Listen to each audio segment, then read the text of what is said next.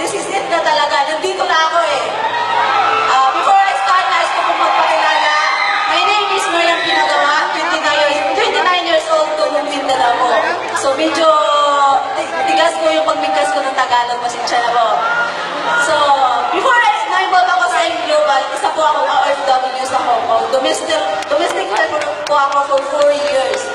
So, doon ko po siya nakilala at doon ko rin po nag-start ng network ko. Una-una, mahirap kasi bilang isang OFW, 16 hours kaming nakatayo, 16 hours kaming magtatrabaho. Sa mga OFW, I'm sure nakakarinig kayo. Minsan pa nga, may bantay pa kami. Ang pinakamahirap doon, sa isang linggo, isang beses lang kami maka-off. Minsan pa nga, wala eh. Kaya ang hirap talagang gawin ang business. Kasi ang business natin is mag-recruit.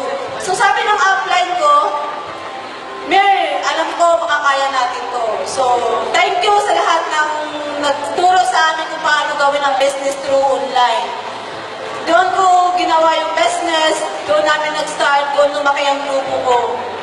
After 10 months po na ginawa ko yung AIM Global part-time, nakapag-for good po ako dito sa Pilipinas.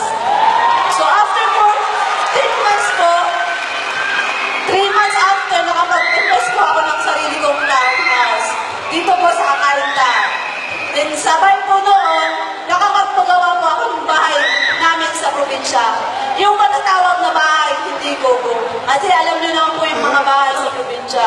Sabi nga ng mama ko, Nak, I love you. Ganun pala yun.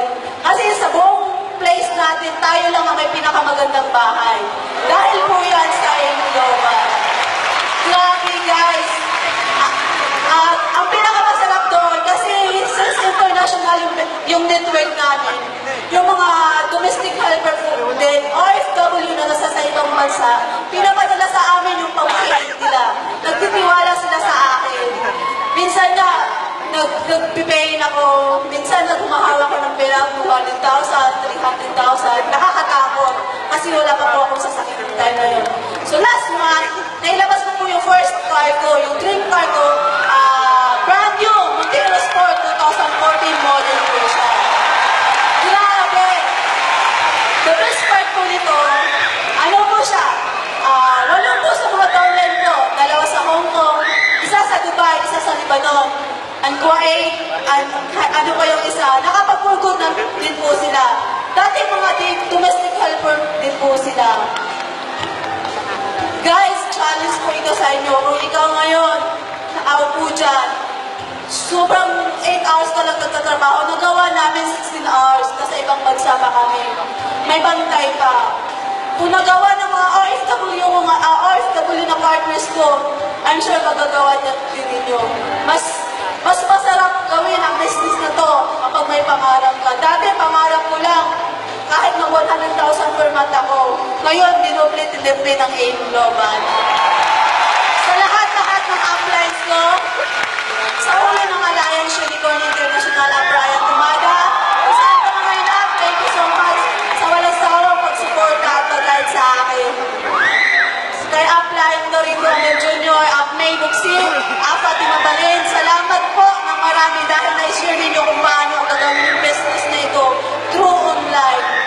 Sa direct upline ko, Maylin, Dasilaw, thumbs up, dahil pinakilala mo sa akin. Kung hindi mo pinakilala sa akin, I'm sure wala ko dito sa harap nyo ngayon.